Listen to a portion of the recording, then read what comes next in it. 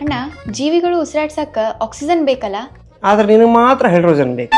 ಅಣ್ಣ ಕೇಳಿಲ್ಲೇ, ಈಗ ನಮಗ O2 ಬೇಕ, ಅದ ಮೀನ್ಗಳಿಗೆ O ಬೇಕ, ಮ್ಯಾಲಿರೋದು ಓಝೋನ್ ಲೇಯರ್ಗೆ ಅದು O3 ಇಂದ ಫಾರ್ಮ್ ಆಗೈತಿ. ಹಂಗೆ ನೋಡಿದ್ರೆ ಮೂರು ಆಕ್ಸಿಜನ್ನ O2 O3. ಹಾಗಾದ್ರೆ ಜೀವಿಗಳಿಗೆ ಉಸಿರಾಡ್ಸಕ್ಕ O2ನ ಯಾಕೆ ಬೇಕ? ನಾ ವಿಜ್ಞಾನಿ ಆಗಿ ಬರ್ತೀನಲ್ಲ, ಅವಾಗ ನಿನಗೆ ಇದಕ್ಕೆ ಆನ್ಸರ್ ಕೊಡ್ತೀನಿ. ಅಣ್ಣ ಕೇಳು ಅಣ್ಣ, ಇಲ್ಲೇ ಅಣ್ಣ ಕೇಳಿಲ್ಲ, ಒಂದು ಸೆಕೆಂಡ್. ಏನ್ ಬಿಸಿಲೈತು ಮರೆ. ಅಪ್ಪ, ಎಷ್ಟೋ ವರ್ಷದಿಂದ ಗೌರ್ಮೆಂಟ್ದವರು ಎಕ್ಸಾಮ್ ನಡ್ಸಾತಿಲ್ಲ, ಅದಕ್ಕೆ ಎಲ್ಲಾ ಸ್ಟೂಡೆಂಟ್ಸು ಸ್ಟ್ರೈಕ್ ಮಾಡತ್ತಾರ. ಇದಕ್ಕೆ ಗೌರ್ಮೆಂಟ್ ಏನ್ ನಿರ್ಧಾರ ತಗೋಬಹುದು?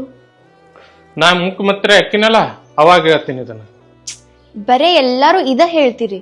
ಮತ್ತೇನ CBSE ಅದಿ 10th ಎಕ್ಸಾಮ್ ಬಂದು ಮುಂದ್ ಚಲೋ ಕಾಲೇಜ್ ಕಾಯ್ಸ್ಬೇಕ ಬೇಡ, ಓದ್ಕೋ ಹೋಗ್ ಮೊದಲ. ನಾ ಎಲ್ಲಾ ಓದ್ಕೋತೀನಿ ಹೇಳು, ಈ ಸಲ ನಾನ ಟಾಪ್ ಬರ್ತೀನಿ, ನೋಡ್ತಿರು.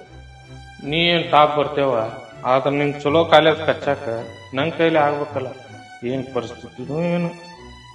ಏ ಪೈಪ್ ತಗ ಹಿಂದಾಕ ಹೋದ್ರನ. ನಮಸ್ಕಾರ ಸರ್. ನಮಸ್ಕಾರ, ಬರ್ರಿ. ನಾ ಇಲ್ಲದಂತ ಯಾರು ಹೇಳಿರಿ ನಿಮ್ಗ? ಅದ ಫ್ಯಾಕ್ಟ್ರಿ ಕಡೆ ಹೋಗಿದ್ದೆ ಸರ್, ನೀವ್ ಇಲ್ಲಿ ಅದೇನ ಅಂತ ಅಂದ್ರ ಅದಕ್ಕ ಬಂದೆ ಸರ್. ಹೌದ್ರಾ? ಮತ್ತೇನ್ ವಿಶೇಷ ಈ ಕಡೆ ಬಂದ್ರಿ? ಇನ್ನೂ ಇಲ್ಲ ಸರ್, ಒಂದ್ ಸ್ವಲ್ಪ ರೊಕ್ಕ ಬೇಕಾಗಿದ್ದು ರೀ. ಅಲ್ಲ ಮೊನ್ನೆ ರೇಸ್ಕೊಂಡ್ ಹೋಗಿದ್ರಲ್ಲ? ಅದ ಮಗಳ CBSE ಕಲೆ ಆತ ಸರ್, 10th ಮುಗ್ಯಾಕನು ಬಂತ್ರಿ. ಇನ್ನು ಚಲೋ ಕಾಲೇಜ್ ಕೊಂದ್ ಹಚ್ಬೇಕಲ್ ಸರ್, ಅದಕ್ಕೊಂದ್ ಸ್ವಲ್ಪ ರೊಕ್ಕ ಬೇಕಾಗಿದ್ದು ಸರ್. ಮೊದ್ಲ ಬಡತನ ಐತಿ ಅಂತೀರಿ, ಇವೆಲ್ಲ ಸುಮ್ಮ ಖರ್ಚಿಗೆ ಮೂಲ ಅಲ್ಲೇನ್ರಿ?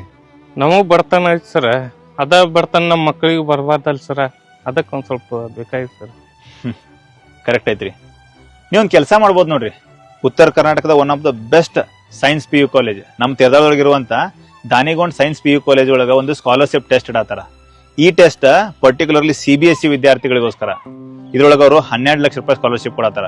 ಫಸ್ಟ್ ಪ್ರೈಸ್ ಅಂತೇಳಿ 1 ಲಕ್ಷ, ಸೆಕೆಂಡ್ 95,000, ಥರ್ಡ್ 90,000, ಹಿಂಗ್ ಬಹಳಷ್ಟು ಪ್ರೈಸ್ಗಳು ಇರ್ತೈತಿ. ಎಕ್ಸಾಮ್ ಬರೆಯುವಂತ ಪ್ರತಿಯೊಬ್ಬ ವಿದ್ಯಾರ್ಥಿಗಳು ಕಂಪಲ್ಸರಿ 5,000 ರೂಪಾಯಿ ಸ್ಕಾಲರ್ಶಿಪ್ ಇರ್ತೈತಿ.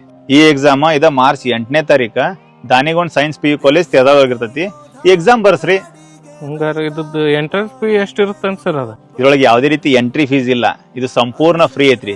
CBSE ಓದ್ತಿರುವಂತ ಯಾವ ಬೇಕಾದ ವಿದ್ಯಾರ್ಥಿನೂ ಈ ಎಕ್ಸಾಮ್ ಬರಿಬಹುದು.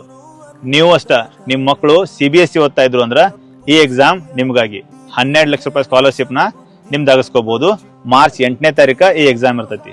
ಮತ್ತೆ SLC ಅಂದ್ರೆ ಸ್ಟೇಟ್ ಬೋರ್ಡ್ ವಿದ್ಯಾರ್ಥಿಗಳಿಗೋಸ್ಕರ ಎಕ್ಸಾಮ್ ಇರ್ತೈತಿ ಏಪ್ರಿಲ್ 5ನೇ ತಾರೀಕ. ಅದ್ರ ಬಗ್ಗೆ ನಾನು ನಿಮ್ಗೆ ನೆಕ್ಸ್ಟ್ ಹೇಳ್ತೀನಿ.